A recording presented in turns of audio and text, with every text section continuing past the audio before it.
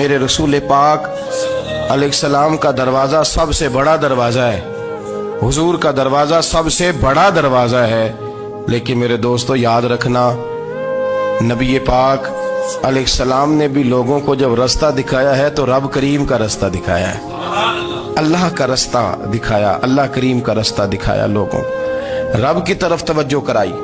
میرے رسول کریم سید عالم صلی اللہ تعالی علیہ وسلم نے لوگوں کی اللہ کی جانب توجہ کرائی اور لوگوں سے یہ کہا کہ وہ اپنے رب کریم کی جانب اپنا ذہن رکھیں، اپنی توجہ اپنے اللہ کی جانب مبذول کریں۔ میری بات کو اچھے طریقے سے سمجھیے گا، علم اللہ تبارک و تعالی عطا کرتا ہے تو اسے اللہ کی عطا ہی سمجھنا چاہیے۔ کچھ لوگوں کے پاس علم ہوتا ہے پر علم نافع نہیں ہوتا، وہ ٹامک ٹوئیاں مارتے رہتے ہیں ساری زندگی۔ علم کو اللہ کی عطا سمجھیں، اپنی عقل پر اپنے شعور پر زیادہ بھروسہ نہ سمجھیں، نظر اللہ پہ رکھیں۔ حضرت مولا علی شیر خدا کرم اللہ تعالی وجہہ الکریم سے کسی نے پوچھا تھا بڑا عالم کون ہوتا ہے؟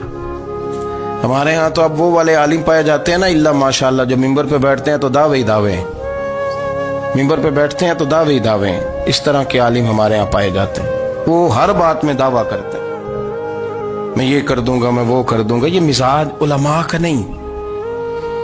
حضرت علی المرتضیٰ سے کسی نے پوچھا بڑا عالم کون ہوتا ہے؟ فرمایا بڑا عالم وہ ہوتا ہے کہ جسے مسئلے کا پتہ نہ ہو تو وہ کہہ دے مجھے نہیں پتا، میں پتہ کر کے بتاؤں گا، غلط بات بیان نہ کرے۔ امام مالک سے کسی نے کوئی مسئلہ پوچھا تو آپ فرمانے لگے مجھے اس سوال کا جواب نہیں آتا، ہمارے بزرگ سمجھاتے کیا ہے؟ وہ کہنے لگا آپ اتنے بڑے امام ہیں تو اس سوال کا جواب نہیں آتا۔ آپ فرمانے لگے اگر مجھے ہر سوال کا جواب آتا پھر تو میں خدا ہوتا، مجھے ہر سوال کا جواب نہیں آتا، مجھے تو اتنا آتا ہے جتنا میرے رب نے مجھے عطا کر دیا ہے۔ اپنی نظر اللہ پہ رکھیں، نکل آئیں اس معمے سے باہر کہ میں کوئی بلا ہوں، مجھے بڑا پتہ ہے، میرے پاس 6 ڈگریاں ہیں، مجھے 10 جگہ پہ تدریس کا شغف حاصل ہے، اس سے نکلیں باہر۔ قرآن مجید دیکھیے گا، اللہ تعالیٰ نے ارادہ قدرت فرمایا کہ میں حضرت آدم کو بناؤں گا، پھر بنانے کے بعد فرمایا فرشتوں سجدہ کرو آدم کو، سب نے سجدہ کیا الا ابلیس ابا واستکبر وکان من الکافرین، سب نے سجدہ کیا سوائے ابلیس کے، اس نے انکار بھی کیا، تکبر بھی کیا اور کافروں میں سے ہو گیا۔ تو یہ جب اللہ تعالیٰ نے سجدہ کرایا تو کیسے کرایا؟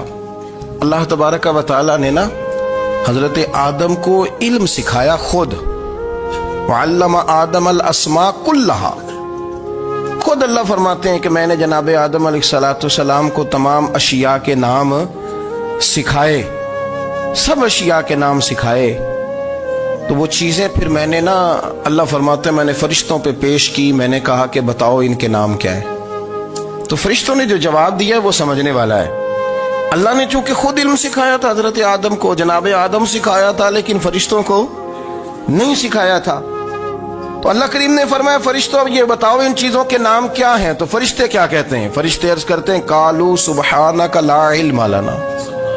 آپ کبھی یقین کریں اس چیز کی لذت لیں تو مزہ آ جائے۔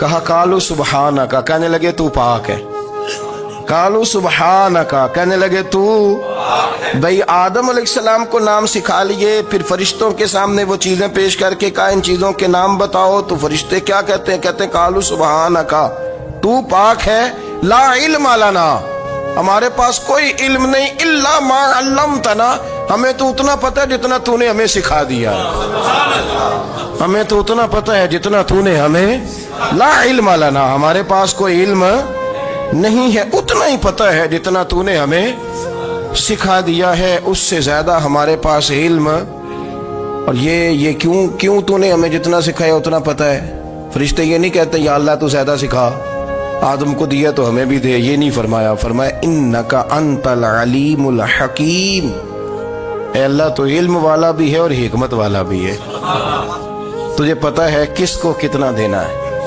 جتنا تو نے مناسب سمجھا جناب آدم کو دیا اور جتنا تو نے بہتر سمجھا وہ تو نے ہمیں عطا فرمایا۔ تو اگر آپ کے پاس علم ہے، کہیں نالج ہے، اس کو اللہ کی عطا سمجھے۔ ہمارے ہاں بہت سارے لوگ بن کے بیٹھ جاتے ہیں، میں اکثر کہتا ہوں کہ پھر وہ دعوے کرتے ہیں میرے علاقے والے جاہل ہیں، میرے شہر والے جاہل ہیں، میرے خاندان والے پڑھے نہیں، یہ آپ کا دعویٰ ہے، یہ آپ کو خراب کر دے گا۔ ہم نے بہت سارے ایسے لوگ دیکھے جو بہت بڑے عالم تھے، لیکن اللہ جب لینے پہ آیا تو عقل ہی لے گیا، شعور ہی چلا گیا، حافظے ختم ہو گئے۔ آپ دیکھتے ہیں بڑھاپے میں کچھ لوگ ایسے ہوتے ہیں کہ جن کو یہ بھی یاد نہیں رہتا کہ میرا نام کیا ہے، میں کہاں ہوں، مجھے کدھر جانا ہے۔ تو اس وقت سے اللہ کی پناہ مانگیں اور اپنی نظر اپنے رب کریم کی جانب رکھیں، اللہ کی جانب اپنی نظر کو مبذول رکھیں۔ دوسری بات، علم کے بعد ایک چیز آتی ہے جس کا نام ہے ہدایت، جس کا نام ہے تقوی، جس کا نام ہے پرہیزگاری، جس کا نام ہے عمل، عبادت، ریاضت۔ یہ بھی اسی وقت ہی نصیب ہوتی ہے جب میرا رب کریم نصیب فرما دیتا ہے۔ ہم نے نا نیکی کا اپنا اپنا سٹیٹس بنا لیا ہے، اپنا اپنا معیار بنا لیا ہے۔ کچھ لوگ کہتے ہیں کہ جناب مسجد میں سیمٹ کا توڑا دینے سے بہتر ہے کسی غریب کو آٹے کا تھیلا دے دو۔ اب اس نے اپنا مزاج بنا لیا نا نیکی کا، اس نے اپنا سٹیٹس بنا لیا۔ میرا یہ سوال ہے کہ نبی پاک صلی اللہ تعالی علیہ وسلم جب مدینہ شریف آئے تھے تو حضور نے سب سے پہلے غریبوں میں آٹا تقسیم کیا تھا کہ سب سے پہلے مسجد بنائی تھی؟ کیا عجیب لوگوں کا رنگ ہے، اپنی مرضی کی ہدایت، اپنی مرضی کا تقوی، اپنی مرضی کا معیار۔ مسجد کوئی بڑا چھوٹا خطیب بھی میری طرح کا ہو نا تو وہ مسجد میں بیٹھ کے جب نبی پاک کی بات کرتا ہے تو کہتا ہے میرے رسول پاک غریبوں کا سہارا بن کے آئے۔ وہ غریبوں کی بات کرتا ہے، مسکینوں کی، لاچاروں کی، کمزوروں کی بات۔ تو مسجد ہی تو وہ ادارہ ہے جہاں سے غریبوں کی بات ہو رہی۔ تو اب لوگوں نے غریب کو اور مسجد کو لڑانا شروع کر دیا، اس کو لڑاؤ کہ مسجد میں پیسے دینے سے بہتر ہے آپ غریب کو آٹے کا تھیلا دے دیں۔ آپ یہ کیوں نہیں کہتے کہ مسجد میں بھی آپ توڑا دیں ایک سیمٹ کا اور ساتھ غریب کو بھی خدمت کریں؟ یہ کیوں نہیں تقوی؟ اپنی اپنی مرضی کا مزاج، اپنی اپنی۔ کچھ لوگ کہتے ہیں چھوڑو جی، ساری زندگی انسان نماز پڑھتا رہے اور پھر گالیاں بھی دیتا رہے، بندہ داڑھی بھی رکھ لے اور جھوٹ بولنا بھی نہ چھوڑے۔ تو یہ آپ نے اپنے پاس سے تقوی کا معیار بنایا۔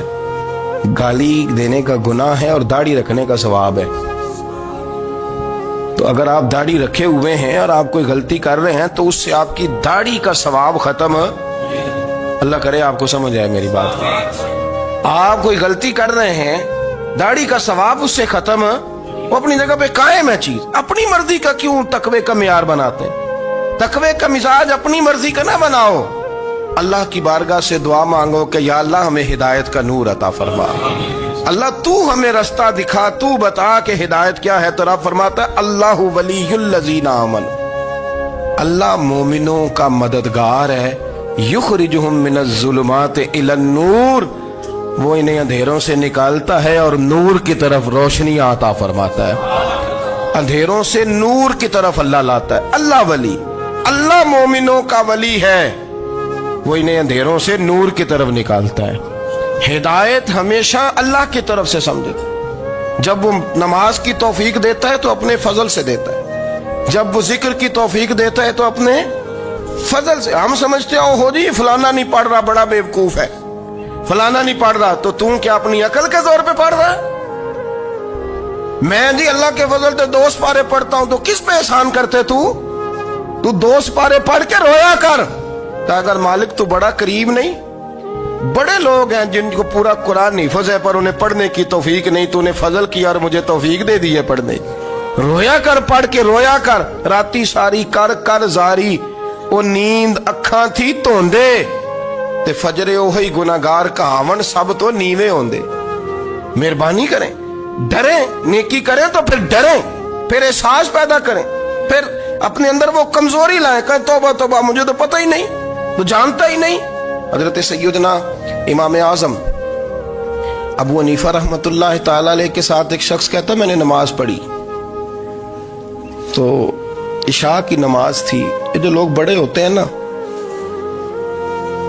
جن کے پیار کرنے والے بڑے ہوتے ہیں، ان کے گرد خوف بھی بڑا ہی ہوتا ہے، انہیں بڑا ڈر لگتا ہے، بڑی بعض اوقات آزمائش ہوتی ہے ان کی۔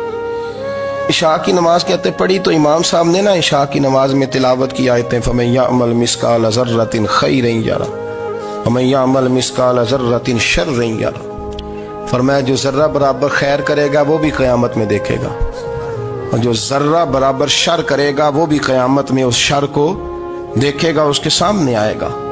تو وہ شخص کہتا ہے کہ سارے لوگ نماز پڑھ کے چلے گئے تو امام صاحب رحمت اللہ علیہ نے اپنی داڑھی پکڑی رو رہے ہیں. کہتے ہیں وہ ذرہ برابر نیکی کا بدلہ دینے والے, وہ ذرہ برابر شر پہ سزا دینے والے میری سفید داڑھی کو دیکھ. مالک میرے ذرے ذرے سامنے نہ لانا, لوگ تو میری بڑی قدر کرتے ہیں دنیا, میں تو بڑا پہچانا جاتا ہوں, لوگ تو میری راہوں میں پھول لیے کھڑے ہوتے ہیں, مجھے بڑا نوازتے ہیں.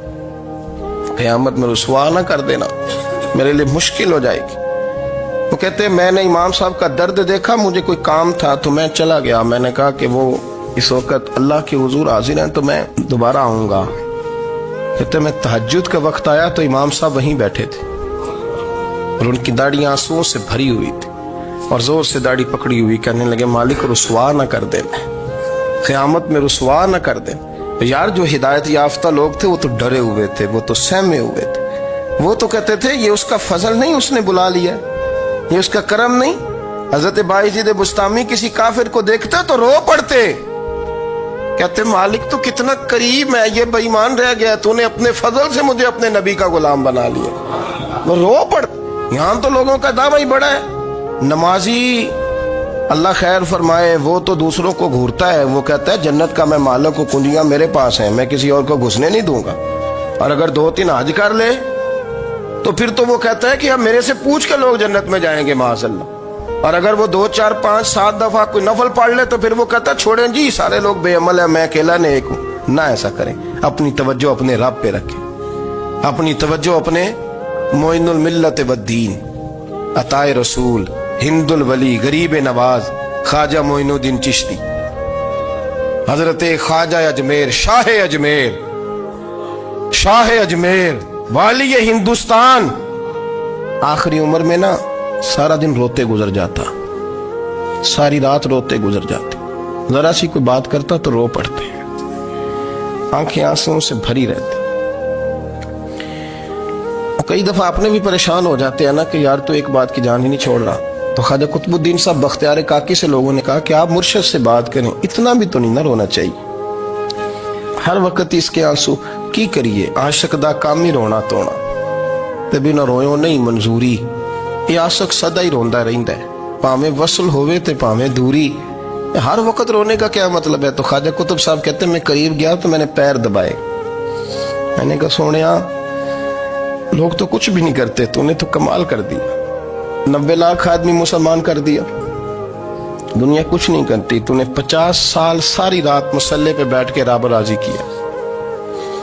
تو شہزادہ تھا, حضور کی اولاد تھا, لیکن معین الدین تیرا ایک پلاٹ بھی نہیں, تو نے طالب علم پالے, انہیں غریبوں کو دیا, انہیں نوازا, کوئی شے نہیں تیرے پاس, ہر چیز تو نے, ساری رات روتے ہو, سارا دن روتے ہو.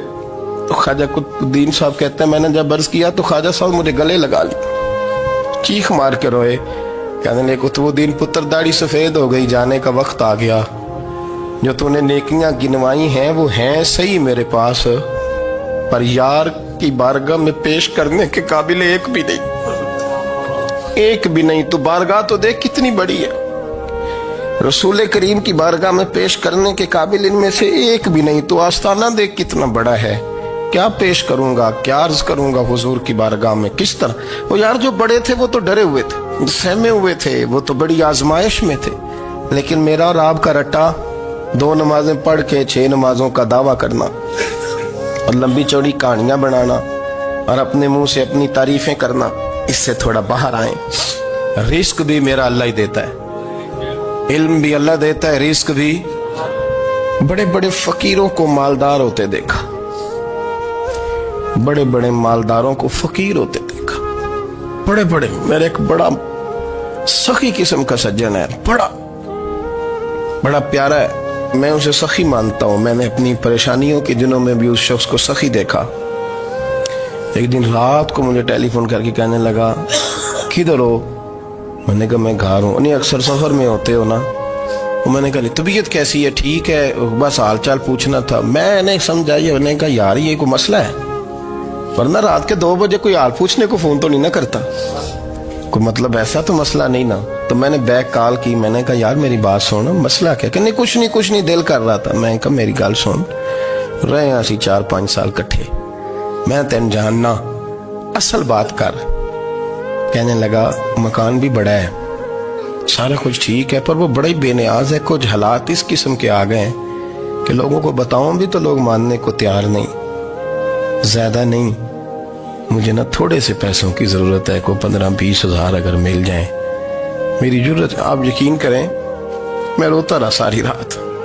मैंने कहा मेहरबाना तेरा किस तरह करांगे, इससे लेके जमाना इस्तेमाल करता था, पर बेपरवाही वेख ना सज्जड़ दी, जिथे किसे दी पेश ना जावे, उन्हें ताजा वाले दर दर रोले ते मंगते तख्त बिठावे।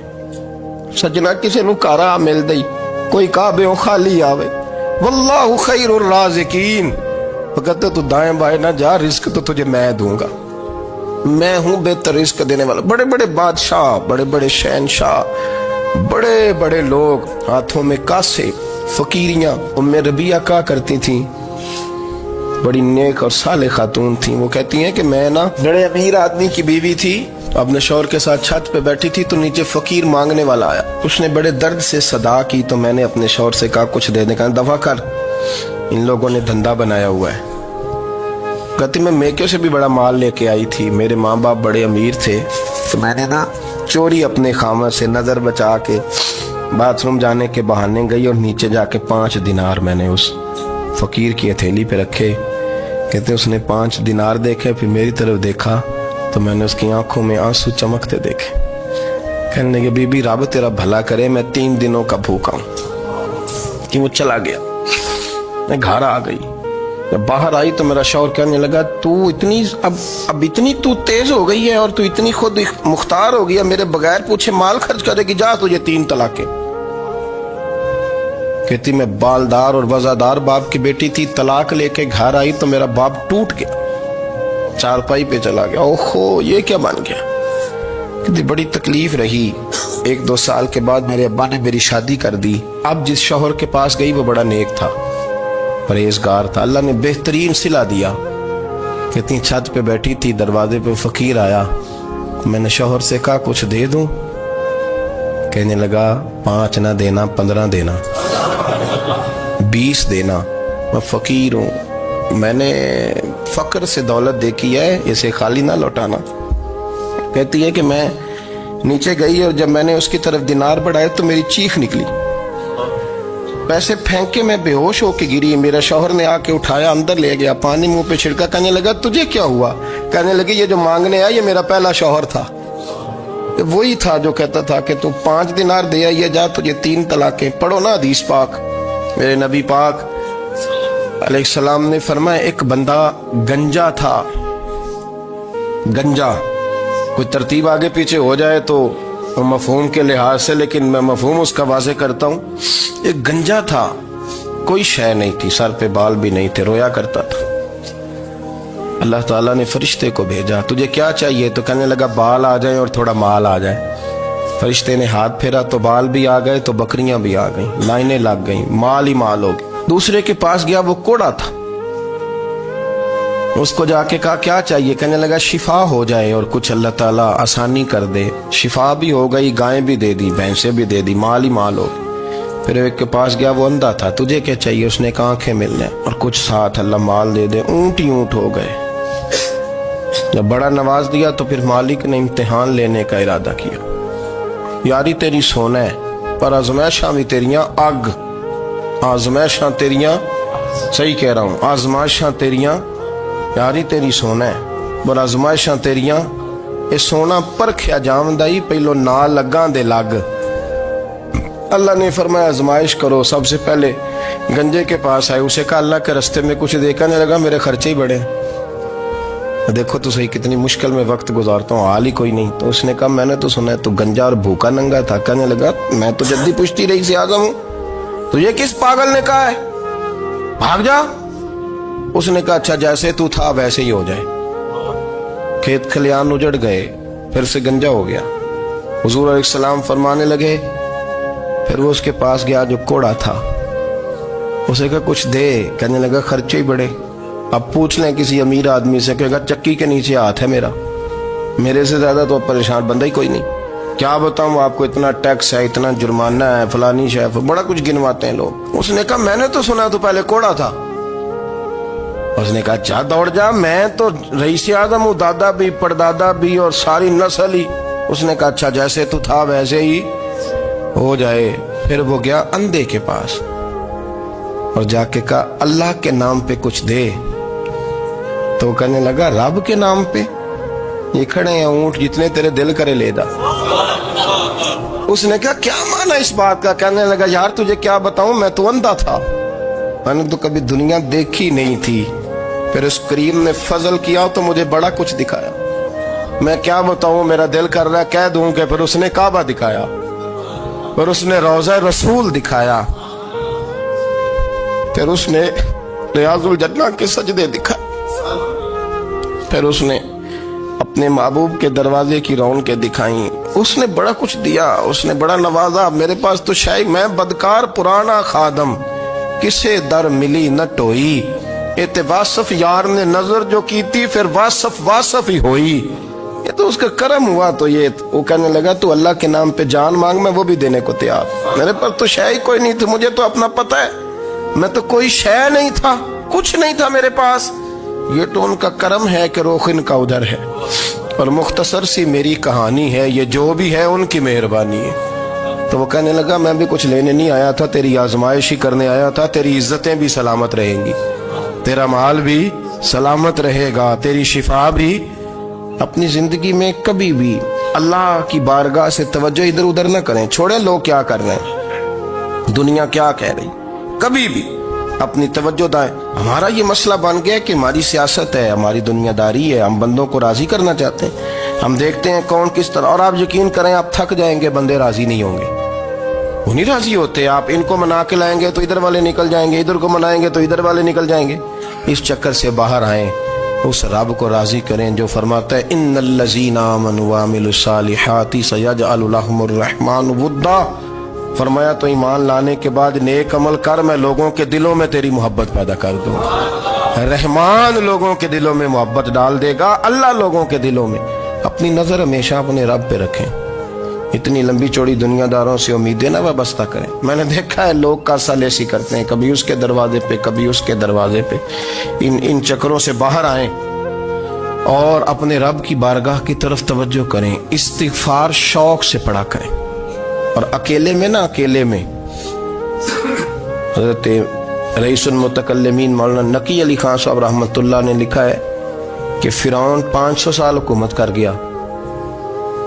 यहाँ तो 5 साल की हुकूमत की पैर लड़खड़ाते हैं, 500 साल।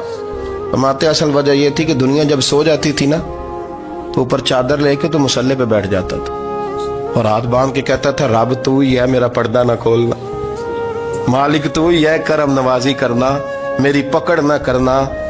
वो बेईमान हो के अगर 500 साल हाथ बांधे तो गुजारा कर लेता है, तू तो ईमानदार है। पर मसला ये है कि तू रात को बुक्कल मार के हाथ नहीं ना बांधता, तो मिन्नत नहीं करता, तो इस्तिगफार नहीं करता। तौबा करें तो बचे रहें। वो इतनी लंबी हुकूमत कर गया चूंकि रात को कहता था मालिक रब तू ही है, लेकिन मेहरबानी फरमा, मेरी पकड़ ना फरमाया तो अल्लाह ने तो उसको मोहलत दे दी।